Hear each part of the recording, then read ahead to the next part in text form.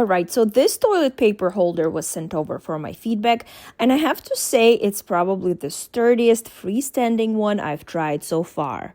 I very much appreciate that there's no installation involved in this one.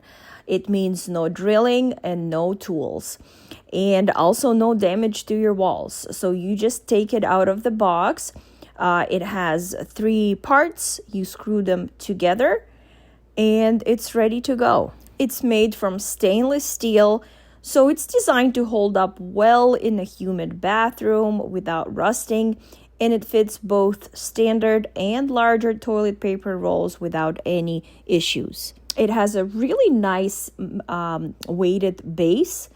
It definitely gives the holder a really solid feel, and it doesn't wobble around or tip over when you're pulling on the roll. It just stays put, which is something I can't say about a lot of other freestanding holder I've used.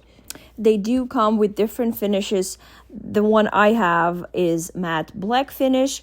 It has this modern look that I like, which works pretty much in any bathroom, and it doesn't seem to show fingerprints or water spots as easily.